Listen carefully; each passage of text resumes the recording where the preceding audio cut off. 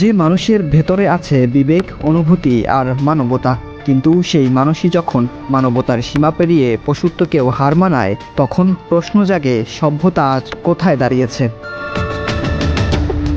মানুষের সঙ্গে মানুষের অনৈতিক সম্পর্কের ঘটনা হয়তো মাঝে মধ্যেই শোনা যায়, কিন্তু একটি গৃহপালিত পশুর সঙ্গে এমন বিকৃত কর্মকাণ্ডের ঘটনায় হতবাক স্থানীয়রা।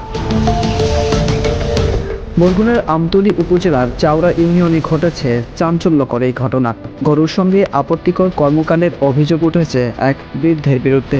আর সেই ঘটনার ভিডিও সামাজিক যোগাযোগ মাধ্যমে ছড়িয়ে পড়তেই এলাকায় শুরু হয়েছে তীব্র আলোচনা ও ক্ষোভ। অভিযুক্তের নাম আব্দুল রশিদ মৃধা, বয়স আনুমানিক ৬৫ বছর। তিনি চাওড়া ইউনিয়নের ৬ নম্বর ওয়ার্ডের বাসিন্দা। অভিযোগ সূত্রে জানা যায়, সম্প্রতি নিজের বাড়ির পাশের জঙ্গলে একটি গরুর সঙ্গে অস্বাভাবিক ও বিকৃত কর্মকাণ্ডে লিপ্ত হন তিনি।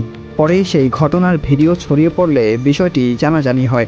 এ ঘটনায় আব্দুর রহমান নামে এক ব্যক্তি আমতলী থানায় লিখিত অভিযোগ দায়ের করেন।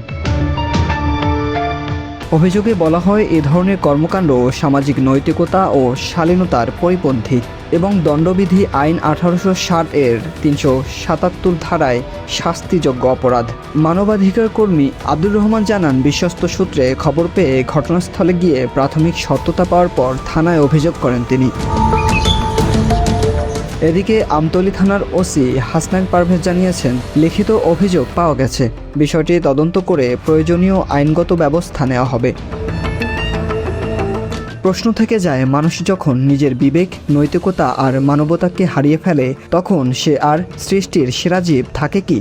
সমাজে এমন বিকৃত মানসিকতা শুধু আইন দিয়ে নয়, পারিবারিক শিক্ষা, ধর্মীয় মূল্যবোধ এবং সামাজিক সচেতনতার মাধ্যমেও প্রতিরোধ করতে হবে।